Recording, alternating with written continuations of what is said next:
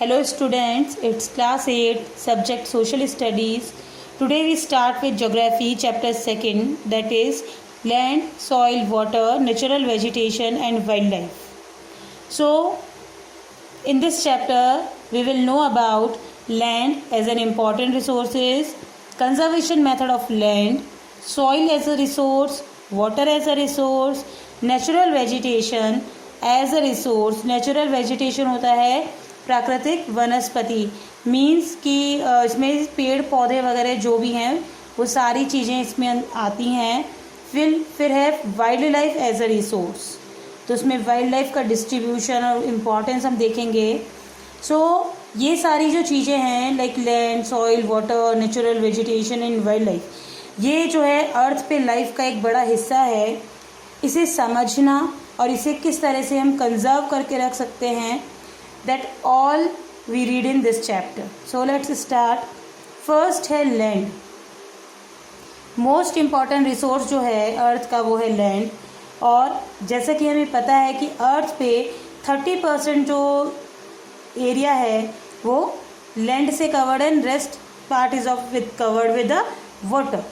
सो इसमें से भी बहुत ही कम एरिया है जो कि इनहैबिटेबल है. इनहैबिटेबल होता है कि रहने योग्य.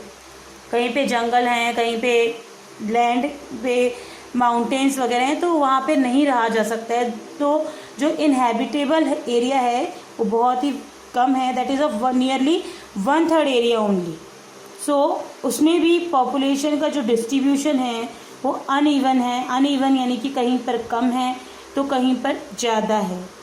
कौन से फैक्टर्स हैं जो कि इस चीज़ को अफेक्ट करते हैं, वो है कि variation in characteristics of land and climate, कि वहाँ की लैंड की जो कैरेक्टरिस्टिक्स हैं, विशेषताएं क्या हैं, वहाँ का क्लाइमेट किस तरह का है. Uneven topography. टोपोग्राफी होता है उसकी बनावट, कि कहीं पे उबड़ खाबड़ ज़्यादा है, कहीं पे इवन लैंड है. मैदानी भाग के जो लोग हैं वो ज़्यादा रहना प्रीफर करते हैं. फिर है स्टीप स्लोप्स ऑफ माउंटेन्स, की माउंटेन्स का जो स्लोप होता है वो किस तरह का है. Low lying areas which are flooded with water and है वाटर लॉगिंग. अब कुछ एरियाज ऐसे होते हैं कि जो लो लाइंग होते हैं, निचले एरिया होते हैं, वहाँ पर क्या होता है जब बारिश वगैरह होती है तो फ्लड आ जाती है. और वाटर लॉगिंग यानी वाटर वहाँ पे इकट्ठा हो जाता है, तो वो प्लेस क्या बेटर कंडीशन देगा हमें रहने के लिए? नहीं दे पाएगा. उसके अलावा सैंडी एंड डेजर्ट एरिया, जो एरिया डेजर्ट एरिया ज़्यादा है, अगर वहाँ पे मिट्टी ज़्यादा है तो वहाँ पे वेजिटेशन वगैरह कम होगा, तो लोग वहाँ पे कम रहना प्रीफर करेंगे. Fertile and thickly forested area. अब जो एरिया फर्टाइल हैं, फर्टाइल एरियाज़ पे तो लोग रहना पसंद करेंगे क्योंकि वहाँ पे क्रॉप्स वगैरह इजी गोइंग से उगाया जा सकता है. जो थिकी फॉरेस्ट एरिया है वहाँ पे लोग रहना पसंद नहीं करते हैं. क्यों? क्योंकि फॉरेस्ट होगा तो wild animals will be there, so that may be scary to live there, that's why. so plain और जो रिवर वैलीज़ हैं वो जनरली सूटेबल होती हैं, तो वहाँ पे कल्टीवेशन इजी गोइंगली किया जा सकता है, क्रॉप्स को उगाया जा सकता है. तो वर्ल्ड की जो मोस्टली डेंसली पॉपुलेटेड एरिया होते हैं वो रिवर वैलीज एरियाज़ होते हैं. On the other hand the thick forest, desert, high mountains और प्लेसेस जहाँ पे अनफेवरेबल क्लाइमेट होता है वहाँ पे स्पर्सली पॉपुलेटेड होते हैं. स्पर्सली यानी कि वहाँ पे कम लोग रहना पसंद करते हैं, वो स्कैटर्ड होते हैं, वहाँ लोग नहीं रहते हैं ज़्यादा. फिर है land use. The most important natural resource जो है अर्थ पे वो है लैंड. और लैंड जो है वेरियस पर्पज से यूज़ आती है, लाइक एग्रीकल्चर में, कंस्ट्रक्टिंग फैक्ट्रीज, हाउसेस, रोड्स बनाने में, एयरपोर्ट्स बनाने में, रेलवे ट्रैक्स में, माइनिंग में और इंडस्ट्रीज सेटअप यूज़ करने में. सो इन सब को कहा जाता है लैंड यूज़. तो बहुत सारे फैक्टर्स हैं जो कि लैंड को इसके यूज़ करने को भी डिटरमाइन करते हैं, लाइक क्लाइमेट, उसकी सॉइल का टाइप कैसे है, टोपोग्राफी कैसी है, बनावट कैसी है, मिनरल्स कौन से अवेलेबल हैं, वाटर कहाँ अवेलेबल है.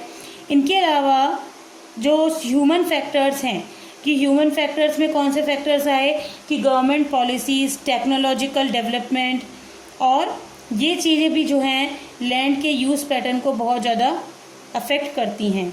कोई एरिया बहुत ज़्यादा रफ़ है, अब गवर्नमेंट चाहती है कि वो एरिया जो है पॉपुलेशन वहाँ पे रहे, ये इंडस्ट्रियल एरिया है तो अगर गवर्नमेंट चाह रही है कि यहाँ पे लोग रहे तो गवर्नमेंट इस तरह की पॉलिसीज़ बनाएगी कि लोगों को वहाँ इजी गोइंगली लैंड अवेलेबल करवा देगी, वहाँ पे रेंट जो है वो कम कर देंगी तो लोग वहाँ पे ज़्यादा शिफ्ट होंगे, तो उस तरह से वहाँ डेवलपमेंट हो जाएगा, तो वो गवर्नमेंट पॉलिसीज़ जो है अफेक्ट करती हैं।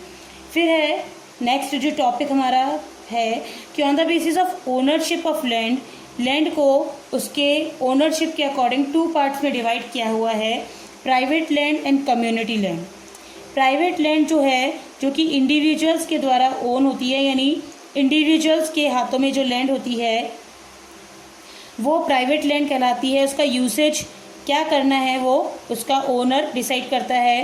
लाइक अपन जो घर बना रहे हैं हमारे प्लॉट पे, वो हमारी प्राइवेट लैंड हो गई।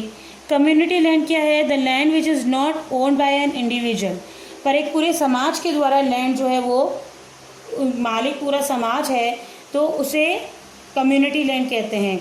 अब इस कम्युनिटी लैंड को कॉमनली जो यूज़ होता है उसमें करते हैं लाइक पार्क बना दिया, शॉपिंग सेंटर, हॉस्पिटल्स, स्कूल्स, तो ये सारी जो है that comes under community land. और इसको जो है कॉमन प्रॉपर्टी रिसोर्स भी कहा जाता है। क्लब, कम्युनिटी सेंटर्स, ये सारे जो हैं तो ये इसके जो बेनिफिट्स होते हैं ये किसी सिंगल पर्सन को नहीं मिलके a large number of people जो कम्युनिटी है उनको इसके बेनिफिट्स मिलते हैं। So that comes under community land. So that's all for the day. Thank you.